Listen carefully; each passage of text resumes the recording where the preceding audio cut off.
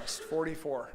And hopefully we'll have a great time. We're going to be able to hear about his ministry. He's got a video, and if there's time, some Q&A, things like that. So without further adu, buddy, I've known him for 8 years now, something like that, 9 years, 10 years, something. Time flies. And so you can tell us a little bit about your family and what the Lord's doing. All right, good morning. Great. That was definitely better than your good morning. I'm not commenting on you. I'm just saying apparently they're more awake now, so that was really good. We are really glad to be with you, and my wife and my family. I think most of you heard her testimony. My wife was here earlier, and it was really good she got to come up first because she's my better half. So thankful she's here, and the kids are here. I brought my 3 little Peruvians with me. They're all dual citizenship. They were born in Peru. And in the back, we have a table there. So if you would go by afterwards, we have our prayer cards, and we've got a fairly new picture there, just taken, I guess, last month. And we've got our theme verse for our ministry. It's Romans 15:20 and 21. It says, "Yea, so have I strived to preach the gospel, not where Christ was named, lest I should build upon another man's foundation." And so that's really what we're doing. God burned this verse into my heart several decades ago when I was still a teenager, and so that became my direction, my goal in life. And as my wife mentioned earlier, that was really the thing that brought us together. Guys, if you're looking for a pickup line, you can try mine. And mine was something like this: "Hey, you want to go to the jungle?"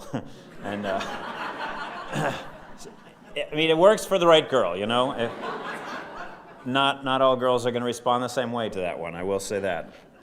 I also bring greetings. We were in California last week, and then on Thursday we flew to Charlotte, and we had this great limo driver, and he was really, really nice, and he said to say hi.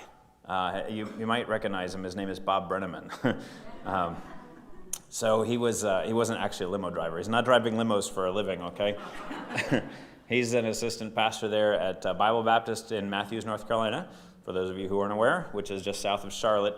And he was very nice to pick us up. And we were saying, we're going up to Indiana. And he's like, "Oh, what part?" And we said, "Well, near Indianapolis." He's like, "What city?" And we said, "Well, we're going to be in Westfield." He goes, "You're going to be at Trinity." And we said, "Yes." So anyway, we're very glad to make a connection there. I had a good time.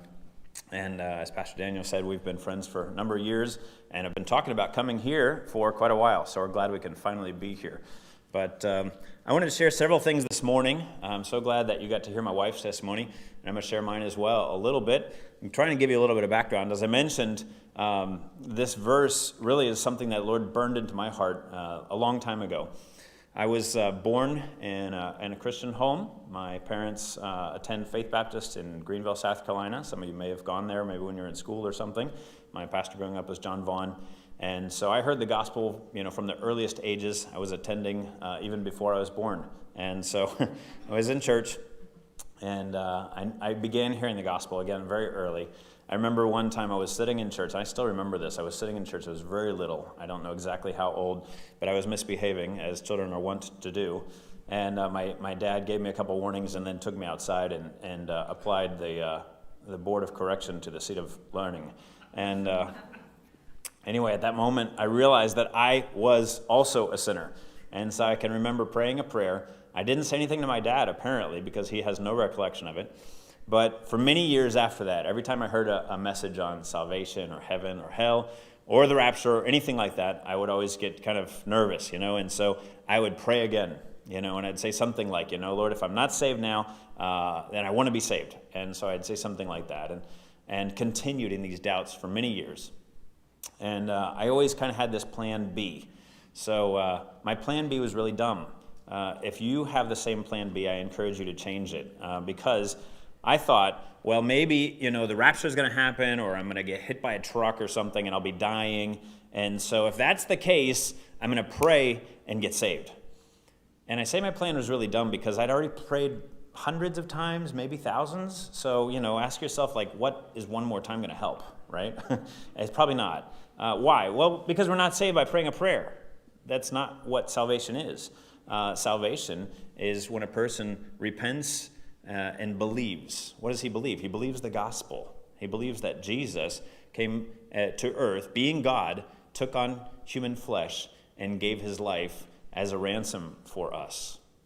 And so a person is not saved by trusting in their prayer or trusting in their church attendance or trusting in good works. We live in a country that's mostly Catholic, but it's mixed with animism. You say, what's animism? Animism is a belief that everything is inhabited by spirits, basically, and so you have to appease the spirits. And so there are many times where you'll see a picture. It's supposed to look like Jesus with thorns on his brow, and it'll say, Señor de Torrechayoc, which is a local mountain. And so these Catholic people came into the country and mixed their Catholicism with the Quechua religion, and so they have this ancient Quechua deity who's kind of mixed with somebody who's supposed to look like Jesus, and so they'll pray to him. And we've seen many times where they'll have parades carrying giant candles, and they think the bigger the candle and the more ornate the candle and the longer they carry the candle, the more likely they are to get into heaven. And so obviously we know those things won't get you into heaven. They're not enough. And so I continued that way for many years with these doubts in my mind. And when I was in high school, I got elected to be the president of a youth group. We had a pretty big youth group, and I was a good kid, and I won awards and memorized verses and all those things, but it wasn't enough. And so finally, when I was 18 years old, the Lord showed me that salvation was not by going to church or doing good things or saying a prayer. It was by putting your faith and trust in him. And it's not even how much faith you have, right? Because if we had to somehow summon up enough faith, we would never get there. And so the Lord saved me by his grace. And when he saved me, he just overwhelmed me with his love. I still remember very clearly that night. And it was like, if God has been so loving to me and showing his great grace to me in this way, for so many years he's been calling me, and I've been rejecting him, basically saying, I'm going to get there on my own. I'm going to try harder. If he continued to love me and show his love towards me, how could I do anything better than share that love with other people? And so that was the conviction that God put in my heart. And so I was a missions major in college. And it was my third year of college, and after that third year, I was supposed to go do an internship. And I was really praying about where to go and just begging the Lord, I want to go somewhere that I can make a difference. I already had this verse in mind. I wanted to go somewhere where there were an outreach going to unreached people groups. And I was praying about, Lord, send me to some place, to some missionary who's already doing that sort of thing. And I remember specifically praying about it quite a lot one morning, and then I went to school that day, and I saw a friend of mine that I hadn't talked to for several months, and we were chatting, and he asked if I had chosen my field I was going to do my internship, and I said, well, I'm still really praying about that and looking to see, some place where I can go, reaching out towards unreached peoples. And so he began telling me about Peru. This was in 2003. And he says, somewhere around 10 or 15 years ago, he says there's this missionary in Peru. His name is Tim. He said Tim was in his church office on the edge of the jungle. And his office is really, the whole town is surrounded by jungle, but they're on the edge of sort of a reserve area. And from there, it just gets more and more wild. And so Tim was in his office one day, and he gets a knock on the door. And so as Tim is sitting there, he hears this knock, and he goes out, and there's these people outside dressed in tribal dress. And if you want to see something that looks like what they might have been wearing, you can look on our table. There's a thing there. It's kind of a heavy cotton cloth. It's grown and picked and carded and spun all by hand and woven. It takes several months to weave this thing. Anyway, so these people were wearing something similar to that, and he looks at them, kind of surprised, what are they doing here? And they say, where's your chief? And he says, I don't know what these people want. I mean, if they're out for blood, what's going on? And so he says, well, I'm the pastor. I guess you might be looking for me. And they said, yeah, we want to talk to you.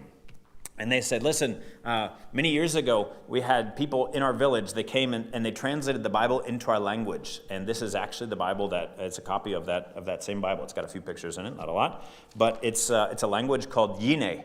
And they said, they gave us the Bible. They translated it into our language. But they said, no one ever stayed and taught us what the Bible meant.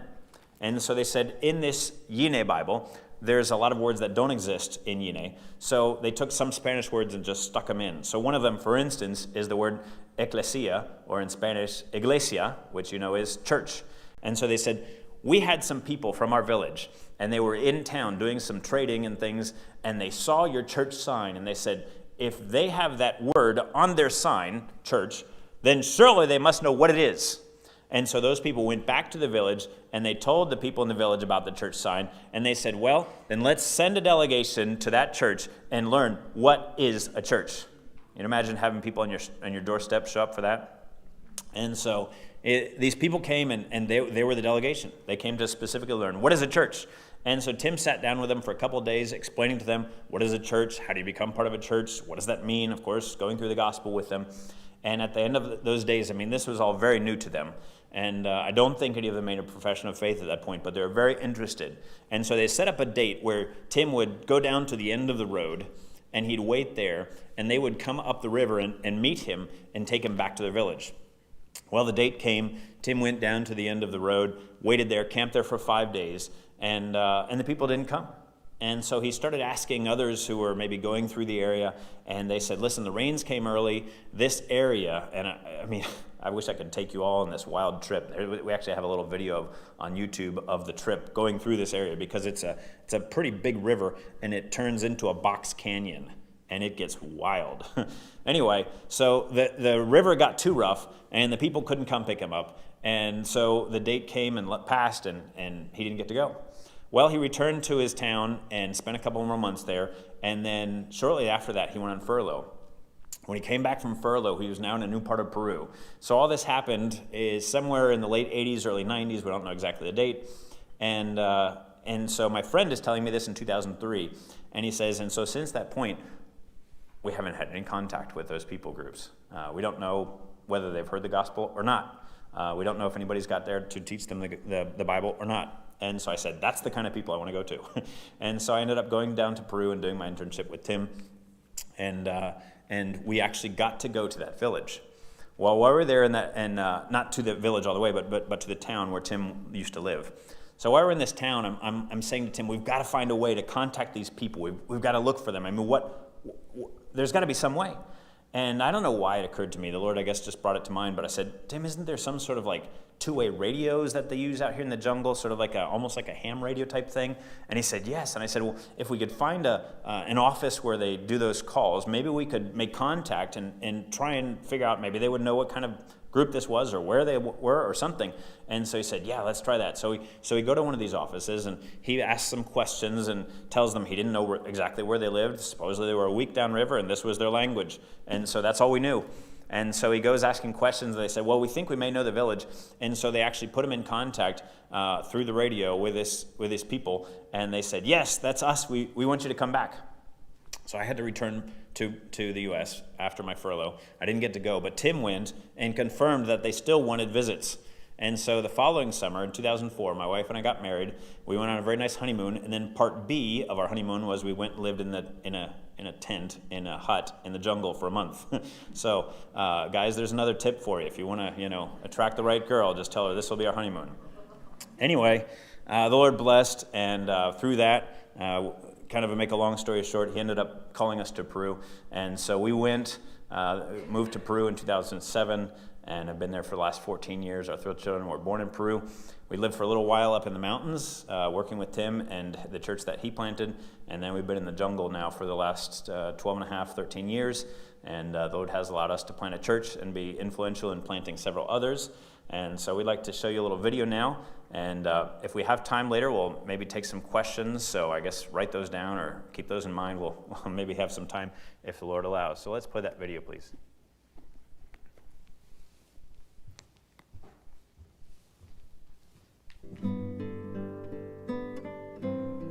Welcome to Puerto Maldonado, a beautiful city in the heart of the jungles of southern Peru.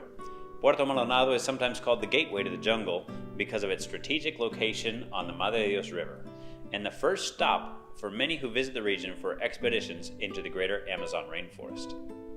God has called us to fulfill the Great Commission as missionaries to the unreached people groups. When we first heard about the unreached people groups of the Madre de Dios region, we were burdened, and in 2009 we came to Puerto Maldonado. Our plan was to immediately venture out to the unreached tribes, but God's plans are not always our plans. Several factors made it wiser for us to stay here in town and create a base before venturing out as full-time missionaries into the interior jungle. In the 10 years we've been here in Puerto, we have seen God's blessing in the planting, of Iglesia Bautista Evangélica de la Gracia, a church which has grown to over 100 and which has sent out many disciple makers.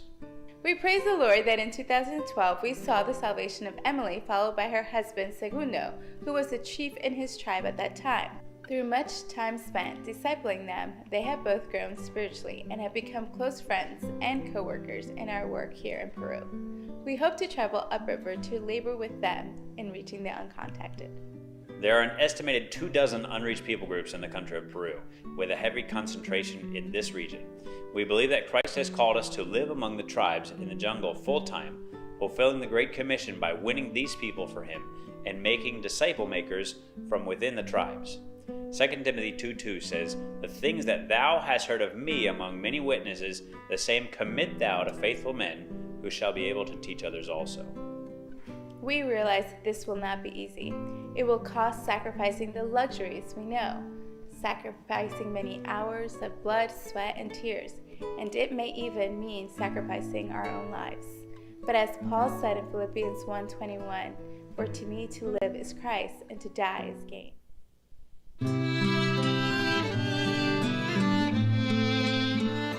We're thankful to be serving the Lord with our family in Peru, even though COVID made some of the situations a little bit more difficult.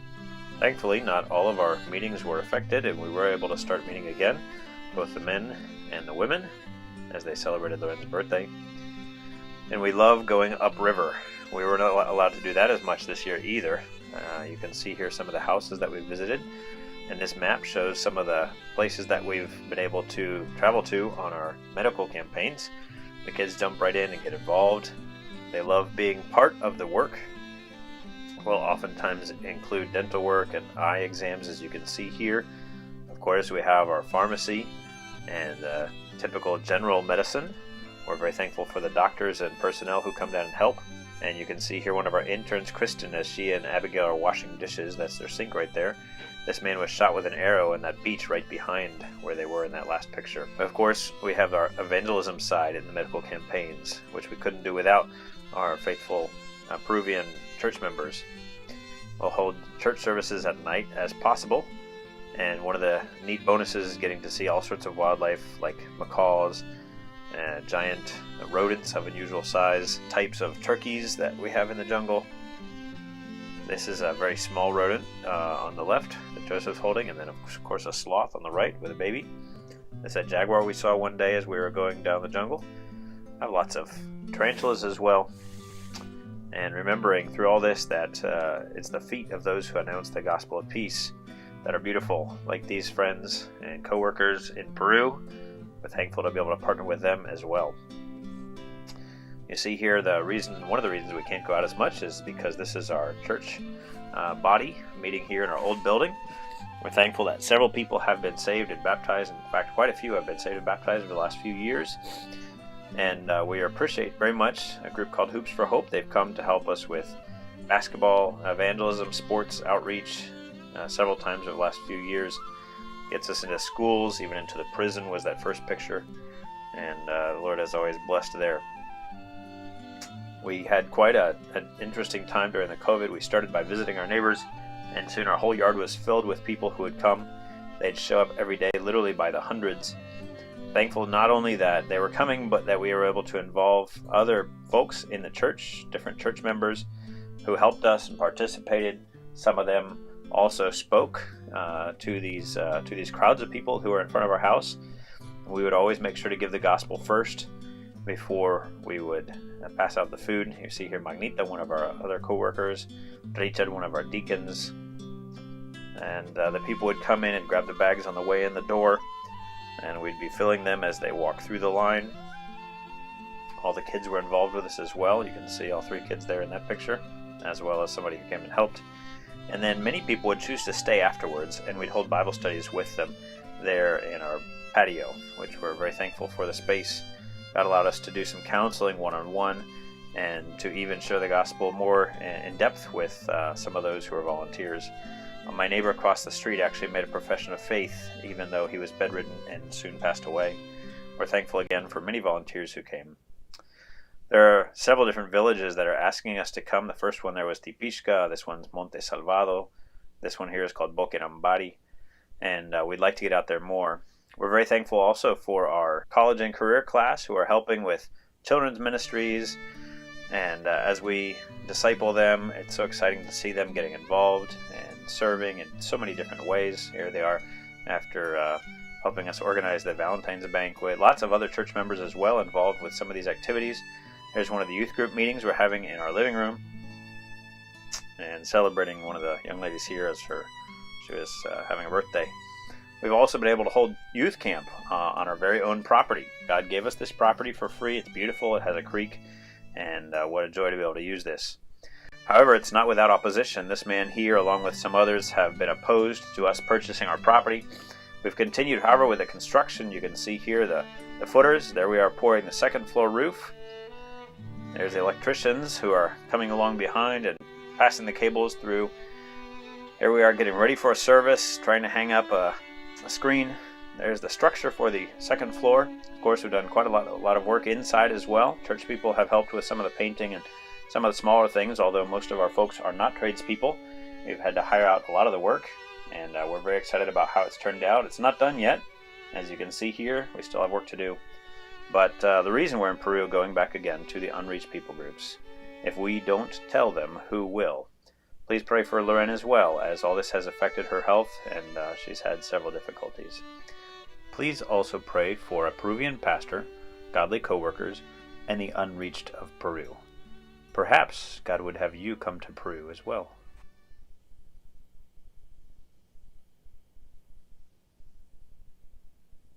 Right, thank you. Well, so you say maybe, how did you get from that first story I told about the Bible and the translations and all that to where we are now? Well, Tim, we actually went back on some further visits, and Tim took us to the town where we now live, and he suggested that would be a good place to establish a base. And so as you saw here, our goal was to establish a base for ministry, and as we're ministering, and then from there go out into the villages. And so that's what we did in our town. However, in that process, we realized for a number of reasons that we couldn't head out into the village yet. One of them being small children, especially the babies when they were little, couldn't receive lots of medicines for the illnesses that they would possibly get out in the villages, out in the bush. And then we noticed that a lot of these native peoples, that Yine village that I mentioned to you, a lot of those people are actually in town. They come into town at different times. In fact, you saw two of them here in the video. We mentioned Emily and Segundo. So Emily is actually the aunt of a girl we trained at Bible college. And one day she came looking, I guess she contacted Lorraine and came looking for us. And she basically came to tell Lorraine about all her problems. And her husband was a drunk and a womanizer and all these things. And she was depressed. And all those things are true, of course. And but Lorraine said, listen, we can't change him. I can't change him. You can't change him. But maybe God brought you here because he wants to change you. And so Lorraine began giving her the gospel, and Emily soon made a profession of faith. And within a couple months, Segundo came and he said, listen, I don't know what happened to my wife, but what she has is what I need. And so at that time, he was actually the chief of his village, a Yine village. And he said, I need what she has. And so he also got saved after doing some Bible studies. And within a few more months, he came and said, listen, I'm living upriver. My family's mostly in town, and this isn't working. I'm not being the kind of father and husband I should be. And so I want to move back to town to be with my family, and I want to learn the Bible, and I want you to teach me the Bible, and I want to be in church. And so he actually basically gave up his position as chief to move back to town and be in church. And within a couple months later, or maybe a year later, he came and said, I believe God is calling me to ministry. And so now for several years, we've been preparing him and his family for ministry. And through him and his contacts, we've been able to go to lots of different villages. He, of course, speaks the language, so he's able to translate Bible studies. And he's now teaching and preaching when we go to these villages. So it's really been amazing. So when we go on these medical trips, Lord willing, maybe next year we'll have Pastor Minton's family may come, at least part of his family, we'll see, may come down to Peru and work with us there on a medical trip. Maybe some of you would be interested in a trip like that. We're really excited. We've been doing these for about a decade or so, and this year, probably in 2022, we'll do 2 of them because we didn't get to do any, in 2020 or 2021. I'm sorry, we did do one early in 2020, but not this year. So anyway, those were some of the exciting things that happened. But I also wanted to share about the feeding program. A lot of you heard about that. Some of you know about that. And I just want to kind of give you a broader picture of what happened, because maybe you didn't get the whole story. COVID for us in Peru started really intensely March 15th of 2020. It was actually a Sunday. We got the announcements. Starting tomorrow, nobody's supposed to go out of their house at all except for medical problems or to get food. And so we were like, now what are we going to do? I mean, what about our church people? So many people in Peru live sort of hand to mouth. So if they don't work, they don't eat. And so we started thinking immediately, what are our church people going to do? How are they going to eat? And so we began to pray, and we began to immediately pass the word to our church family. If you need anything, please let us know. We want to help. We don't want you to be hungry. If you need medicine, please let us know. We don't want you to be sick. And so we began helping them. Usually a couple families a day would come and get some food. Different families, we'd provide them a little bit bigger package. And after a week or two, we started realizing, not just our church family, but other people around us are also going to have need. And this was a big prayer for us, because we didn't want to create dependencies. We didn't want to create some sort of a social gospel type thing, but we did want to help because we knew there were problems. And so we began visiting neighbors. And one day, a lady who had been at our church wrote and said, my mom lives nearby. Could she come pick up some food? And we said, of course, And so we prepared her a bag of food, and she came. And as she was leaving, we said, if there's any other neighbors you have or other family members close by who need food, please tell them that we have food as well. So we had already purchased several big sacks of rice and some big sacks of lentils and beans, that kind of things. And so we had some stores on hand. And so she left. And within half an hour, maybe an hour at most, a group of maybe 5 or 10 people showed up, and they were there for food. And so I went out and they said, we're here to get some food if you have some. And I went back in. I was all excited. I said, hon, there's people outside and they need food. I'm going to go preach. And she says, yeah, go get them. And so she and the kids are preparing the bags, and I'm outside preaching, and they're making these bags of food. And so they left, and somebody asked, is there more? And we said, yes. And so like a half hour goes by, and another group of people shows up. And so I go out and preach again. And so this happened like 10 or 12 times that day. So I think we preached to I preached the gospel to about 40 people that day, which was really cool for me. Rather than just being stuck in my house, I'm like, fulfilling the Great Commission, right?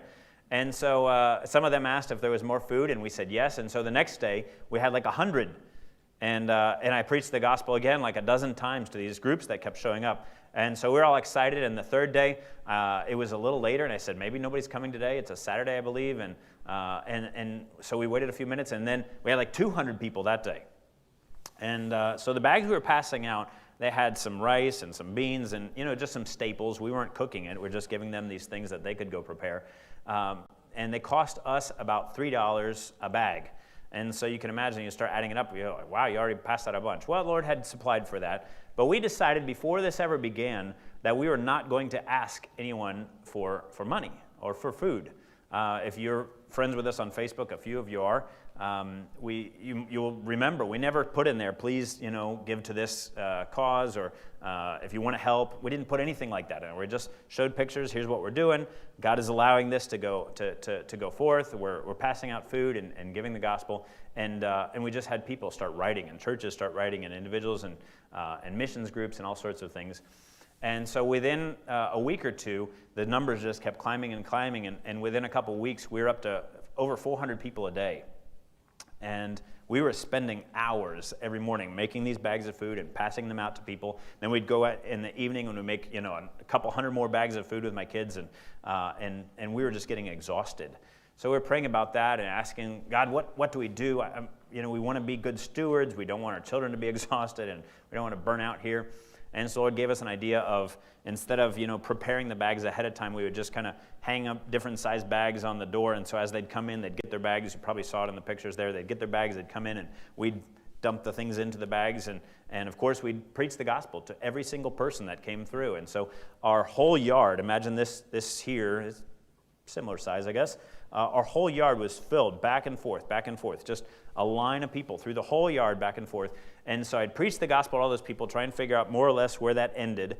And then those people would come through, we'd feed them, and then the yard would fill back up again. Again, the line going back and forth. The whole yard filled up again. And so I'd do that sometimes 2 or 3 times every day, 6 days a week. And this went on from the end of March all the way for 5 months until close to the end of the year. And there came a time where we had more than 400, probably more than 500 people come. And some of the later people who came, we said, I'm sorry, this is all we have. And so we were giving them the things we had. It wasn't, we were out of 1 or 2 items. And we felt really bad. They said, we've been here since 4 a.m. Well, they were not the earliest. Starting within a couple weeks of us doing this, we would look out our window, and at 12:30, 1 in the morning, there'd be people starting to make the line outside. 2 o'clock, 3 o'clock, the line would be growing. 4 o'clock, there'd be a big line outside. 5 o'clock, 6 o'clock, it was huge. By the time it was light, there was a line 2 blocks down the end of our street out to the paved road. And so here we are, this giant line forming, and of course people see the line. What's this for? And then more people would get in line. And it was really getting wild. So finally we were praying about it again and had to make a decision. We said we're going to feed men every other day and women every other day so that we just don't have such a huge line. And I kept telling the people, listen, we're going to have enough food. You don't have to come at midnight. Please don't come at 2, 3 in the morning. I mean, come at 5. We will have enough. And they were so desperate for food that they would come and line up starting again close to midnight. So it was amazing, though. On many occasions, I got to stand in front of the group and say, listen, this did not come from us. Please don't go thinking we're some rich Americans who just have lots of money and this is coming from us. And we got to share testimony over and over again. This is God's provision. And so even if you don't believe in God, you should listen because he's the one who gave you this food. And so he told them that many times. And over the course of the weeks and months, a lot of people made professions of faith. I couldn't tell you exactly how many. I know it was dozens. I started a WhatsApp group. I knew eventually this was going to end. I thought it would be ending earlier, of course. But I knew eventually it would end, and so I started a WhatsApp group, and I started a Bible study with, at one point I had over 180 people in this WhatsApp group, and we were doing the Bible study every day. It was amazing. I mean, God just kept moving. Another thing that was so cool about this whole situation was, again, we had made a commitment before the Lord. We're not going to ask for money. And so our promise to the Lord was, Lord, if you provide, we'll give out food. And if you don't, then we won't. It's very simple, right? And so we began praying, and again, the Lord just kept bringing in food. And we didn't ask for money. It wasn't in our prayer letters. It wasn't on Facebook. We just said, here's what we're doing. And people would ask, how do I give? How do I help? And it was incredible. There were several times where the funds were getting low, and we'd spent, think about it. We're spending $3 per person, per bag, per day. And so if you're feeding 400 people a day, that's 6 days a week, right? So you're talking about over $7,000 per week. I don't know about you, but that's a lot of money for me. I don't have that kind of money, and yet God just kept providing. Every time the funds were getting low, we'd gather our kids together again, and we'd pray about it, and literally every time within minutes or at least hours, God would again send funds. We'd get a notice, we'd get an email, we'd get some sort of update, and the Lord would again provide more funds. So it was incredible. The Lord just fed all these people, thousands of people for this whole time. Some of those people, as you saw in the pictures, would stay afterwards voluntarily and do a Bible study with us. Some of those people were actually saved and baptized and are now part of the church. So this was really amazing. The Lord opened doors for us. He created goodwill in the community. So this was just an incredible time for us. I know a lot of people had a really hard time. We know many people who passed during these last months. But we're thankful that God used this for his glory as well. So I did want to take a couple minutes for questions. I don't know if anybody has a question they've already thought of. Sometimes it's kind of slow to get the first question. Anybody have anything you want to ask right away? Yes, sir. My understanding is politics down there has gotten hard. Yes, that's to put it mildly, yes. So the presidential candidates this year were two very clear options. You could choose a criminal who is actually convicted, or you could choose a socialist, basically a communist. And so it was criminal or communist, which one do you want? And so the country had already had the criminal, her name is Fujimori, we'd already had her dad a couple decades ago, and so many people in the country didn't like him, didn't like his policies, and so they chose the communist instead. So we don't know what's going to happen long term. There are some ideas that this man might try to follow in the wake of Venezuela and Cuba, in which case we could get kicked out of the country. But there's been rumors like that before of other presidents within the last couple decades, and so far we haven't been kicked out yet. So there was one president who passed a law saying that in order to be a missionary in Peru, you had to have 10,000 missionaries in your group, in your denomination. And of course we don't. We have 2 in our particular denomination in Peru, and so that wasn't going to work. But the Lord somehow worked it out. We do have other missionary friends with other groups, and the Lord allowed us to stay. But we don't know what's going to happen in the future. We are continuing to focus on raising, as you saw in the presentation, training faithful men who'll be able to teach others also. In the case that we were to be kicked out or I were to suddenly pass away or something, that the work would continue. That's a good question. Thank you. Our kids are Peruvian, so that would be a help. We can start working on paperwork. We haven't done it yet, but we can start working on paperwork that allow us, hopefully, to maybe get permanent residency since our children are Peruvian. Yeah, good question. Thanks. Anybody else? Yes, ma'am. With the politics now shifting to socialism/communism, are you anticipating a greater outreach to children so that you can reach them for Christ before possibly you're not allowed to teach children as in other communist countries? Thank you. We have not. We have always focused on children's outreach. There was a time, my kids could tell you, where we would take 20 kids in our pickup truck to church in the back, which is maybe not very safe, but that's what we did. Lord since provided a van. So we've always had a ministry to children. We do have friends who are going specifically into the schools and things like that. The schools the country is nominally Catholic. So you're still allowed to teach the Bible in the public schools, which is pretty cool. We have some friends who went and did a curriculum on the book of Proverbs. And so we've looked at those kind of possibilities too. The only reason really that we haven't done it so far, one, my wife is, of course, teaching our children every morning, and so that's her primary ministry right now. Obviously, she does lots of counseling and witnessing and things in the afternoon, but we don't want to miss that morning time.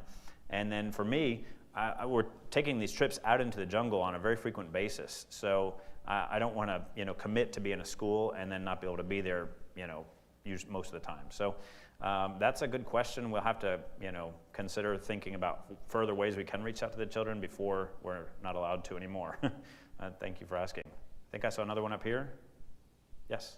With the going to reach the unreached people groups, what kind of language barriers are there? Okay. So the unreached people in our area, and yesterday I shared with the guys, if you can see it on our table in the back, we have a literal Stone Age hatchet. So this axe head it's a rock, and it was formed into a hatchet shape, and it was found in an area similar to ours by one of our friends.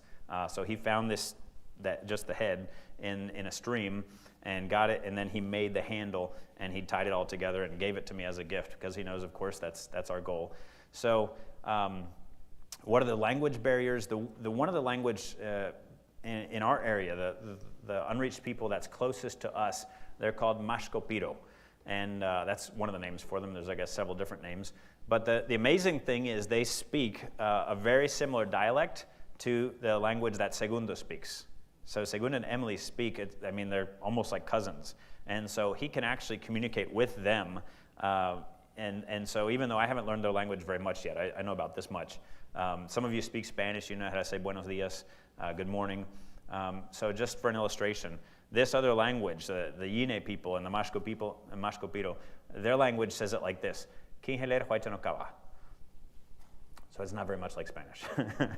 So there are difficulties, obviously, if we're going to learn that language, and we've started working on it. But thankfully, Segundo already speaks, again, a very similar dialect. So that is a big help for us. Yes? Your medical teams, are they run through your missions board? Are they privately led? Can you give us a little more detail about that? Sure. So we do two types of medical teams. One of them is through Operation Renewed Hope. Some of you are familiar with ORH, Jan Milton. He goes all over the world. They've traveled to something like 30 countries. I've hosted them many times. I'm their coordinator for Peru. And with those groups, it's a really big group. Sometimes we'll have 5, 6, 7 doctors. We'll have a dozen or more nurses. We'll have multiple dental people, pharmacy. Just a huge group. And then we'll have the Peruvian side. So we have the translators and the helpers and all these different things. So some of those groups are 75 people or more. So if you're interested in something like that, they're pros. I mean, they've done this many times, and they usually do 4 teams a year. Lord willing, they'll be coming in July of 2022. So anybody who's interested, especially medical personnel, please talk to me about that.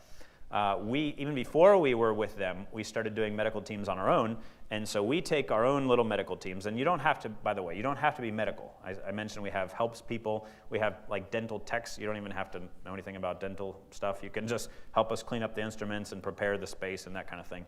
So anyway, we're open to others as well. But for about 10 years or so, we've been doing small teams, and so with that small team, we'll usually have a doctor or maybe 2, a dentist or 2, and then a few other helpers, some nurses, and then our family. And my kids are like the translators. So they actually really do really well. But anyway, those teams, we usually go way up into the rivers. We'll go about 3 days upriver, and we'll start the medical stuff up there, and then work our way back downstream until we get back to the house. And so we personally get approval from the government. We always have a government approval.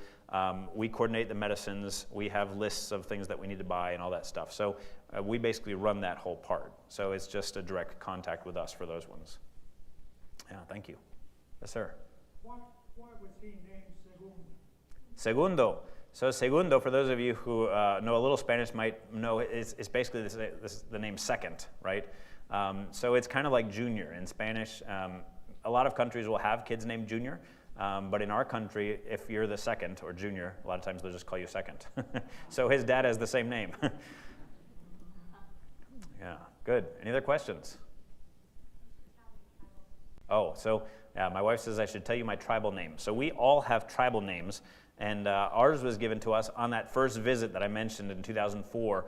It was honeymoon part B, remember that? So anyway, we both got tribal names. Hers is Slopa. So they noticed she was very cheerful and awake and enthusiastic about things, and so they named her after they consider it to be a cheerful little bird that sings in the mornings and things like that. And my name is Kanohru. So Kanohru is another type of bird, but the Yine people think if this bird appears, maybe at your farm while you're out there or at your house while you're working or something, they think that it's bringing you a message. And so they particularly think this bird is bearing either good news or bad news. And I said, well, that's pretty good because I'm bringing both. The bad news is you're lost, and the good news is Jesus saves, right? So anyway, we thought that name was particularly appropriate. So my name is Kanohru in the Yine language.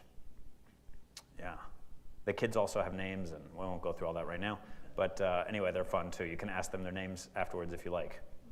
Let me mention, I mentioned we have our prayer cards in the back. We'd love for each person to take one. We have plenty. We also have a prayer letter sign up. So if you'd like to get an email roughly every other month, we won't be inundating your spam box or anything. And I promise not to sell your email. But if you'd like to get updates, we'd love to send those to you, and we can keep you up to date that way. We don't do snail mail, I'm sorry, but we do the email updates about every other month. Okay, anybody else? All right, let me just share a verse to finish off here. If you have your Bibles, look with me real quickly at the book of Malachi. Malachi, the last book in your Old Testament. You may not have looked at it for a while, I don't know. But if you would look with me real quick at Malachi chapter 1, this is another verse that has come to be very valuable to me.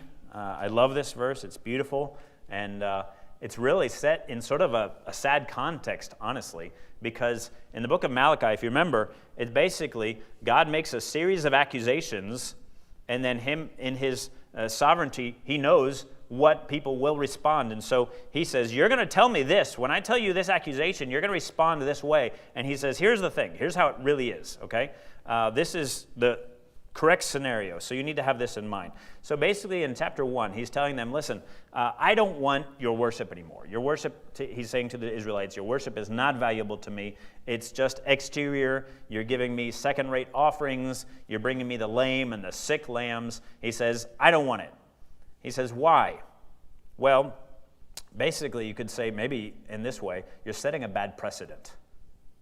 You say, why do you say that? Well, look at verse 11 with me real quick. It says, Malachi 1:11, he says, for from the rising of the sun even unto the going down of the same, my name shall be great, among the Gentiles. And in every place incense shall be offered unto my name, and a pure offering, for my name shall be great among the heathen, saith the Lord of hosts.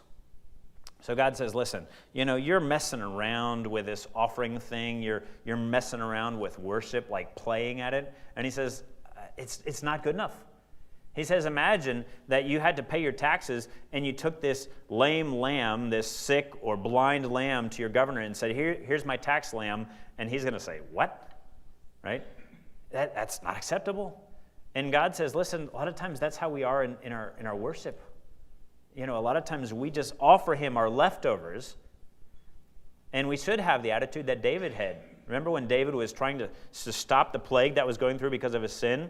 And he goes to this man, he says, listen, I want to offer a sacrifice on your threshing floor. And the man says, here, take it. Here's the oxen, here's the yoke. Take it. And he says, I will not give to God that which costs me nothing.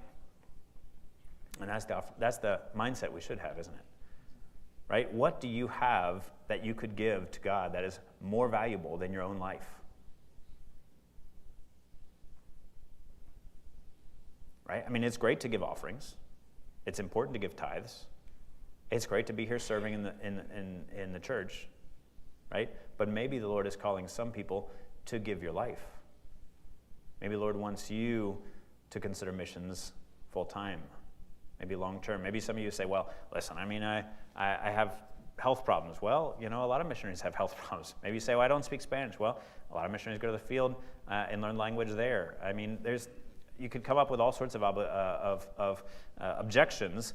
And I was just listening yesterday to a sermon by a man who is basically summing up William Carey. He's the father of modern missions, and he wrote a book called An Inquiry, right?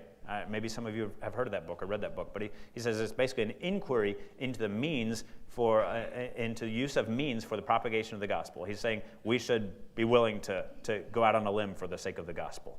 And you know what? It's really interesting. This was written over 200 years ago, and they kind of have a lot of the same obligations that we have, right? What are we going to eat? He says, well, the people over there eat something. Say, I don't like it. Well, he says, bring your garden implements. Grow your own food, right? So Carey kind of goes through and explains why all those objections are not valuable. They're not valid. And I just ask you this morning, what are your objections? Maybe there's something that you have that you're saying, I can't go because of this. Well, I just want to ask you, if you have thought of Malachi 1:11, God says, listen, he is worthy of all worship and praise on the whole earth. And he says, someday there will be praise going from every corner of the globe. And folks, that's why we went to Peru. That's why we're doing what we're doing. And I challenge you to ask what would be your part in that global mission that God has for the world as well. Thank you so much for your time. God bless.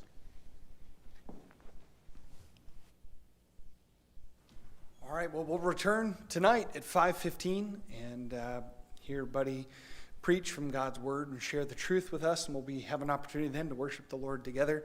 I'm going to let Loren join Buddy, and I'll close in prayer. I encourage you to ask him questions, learn some more, and we'll have more time tonight to continue to get to know him. So let's pray. Heavenly Father, we thank you for your goodness. Lord, you've been far greater to us than we deserved, and we know that. Lord, I pray that even as this world literally is falling apart around us, that we would give you praise, and we would not play at church, we would not play at worship. We would give you the glory that is due to your name. And Lord, we thank you for the opportunity just to hear what you've been doing in Peru, but also, Lord, for the chance today to just open up our hearts to you.